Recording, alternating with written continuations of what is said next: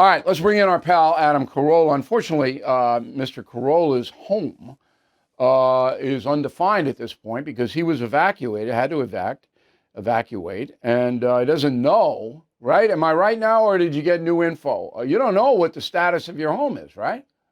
I got new info recently that it's intact. I'm in Malibu, sort of right in the middle of Malibu, and everything in front of it and behind it is destroyed. But miraculously, the fire went over my dwelling and out onto PCH and then destroyed everything in front of me.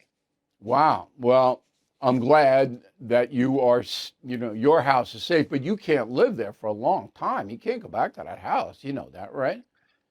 Yeah, there's no electricity at this point, and we don't know about smoke damage and other forms of damage and just sort of infrastructure. And then soon as the rains hit, the mudslides are going to start. And when the mudslides start, they're going to block off Pacific Coast Highway and then the canyons that lead there. And there's no other way to get there other than Pacific Coast Highway and a canyon or two. So and then you're going to have the pollution too of the fires and the air quality, and it's just going to be on and on. I estimate, number one, that Los Angeles County will not recover for 5 years. It's going to have long, it's going to take them to recover this. You might be able to get back into your house this year, but it's going to be dicey. Now, you've lived out there for your whole life. I think you're 87 years old now, right? Or is it? That's right. I'm 2 years younger than you. Right. You're 60. You've lived out there your whole life. You live in Malibu, which is a high-risk neighborhood. Have you ever seen the state take preventive measures around your house to mitigate a possible fire? The state is not good at nuts and bolts things. It's good at, feel-good stuff like the West Hollywood patrol cars have the gay flag on the side of them, which is important. So we do stuff like that. We do a lot of things that are sort of window dressing, but we don't do nuts and bolts legislation. And no, if there's a mudslide on Pacific Coast Highway, it takes 6 months to clean up a pile of dirt the size of a minivan. So everything is slow. And let's not forget that a lot of the problem with the fires, I mean, you've spoken a lot and played clips of Trump talking about cleaning up the bed and the floor of the forest and preventative measures, aqueducts, things like that. I've spoke to firemen in Malibu, and they say most of the fires they put out are caused by the homeless. As a matter of fact, they said basically all the fires we put out are caused by the homeless who camp up in the hills, get high, pass out, smoking crack, fire ensues. That's number one. Number two, PCH, Pacific Coast Highway, is festooned with 100-year-old power poles made of rotted wood that all immediately fall over in a high wind or in a fire, and then live power lines are all over the street, and they inhibit the firefighting. Obviously, they're a danger. You're spraying water. You have live lines buzzing around. So we don't even bury the power lines. We've been trying to bury the power lines for years, and there's no movement on it. And a lot of the fires are caused by this. Yeah, the squirrels might get upset. And I'm being sarcastic, but isn't that the crux of the matter? That there's always a reason not to protect the citizens? There's always some kind of woke reason? Isn't that the truth?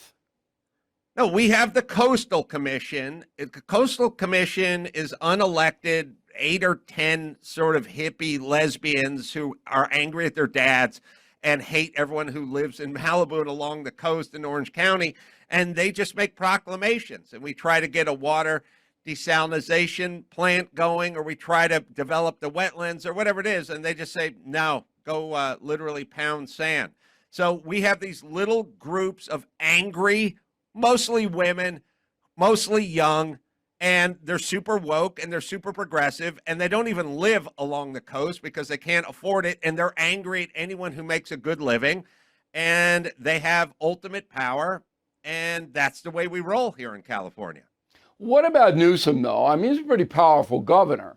And I want to be fair to Newsom. Has he done anything in his entire tenure in Sacramento to protect the citizens of California from these national disasters? Give me anything. I've never heard him pull up to a microphone and say anything that would be considered pragmatic. He talks about, the LGBT community constantly, and he talks about everybody having a voice and a seat at the table, and nobody's illegal, and we're starting, we're going to be a sanctuary state. Basically, here's where Newsom goes south, and here's where all the progressive Democrats go south. Here's where it all falls apart for them. They fight Trump on everything that Trump says. So if Trump says, let's beef up the border, they go, we're not beefing up the border. They go, build a wall, they go, tear down the wall. They go, clean up the forest. He goes, we're not cleaning up the forest. He goes, fill the aqueduct. We're not filling the aqueduct. They are so stupid and knee-jerk that if he said the sky's blue, they'd say the sky's red. Well, it is now in California, but it's on fire. They've screwed themselves by literally doing the opposite of everything Trump has suggested. Now, you can disagree with Trump, but much of his policy is pragmatic, and you just disagreeing with pragmatic stuff to disagree is going to end up biting you in the ass, and that's what happened to Newsom. Final question. Nobody knows Karen Bass, who's the mayor of Los Angeles City. Is she as bad as people are portraying her?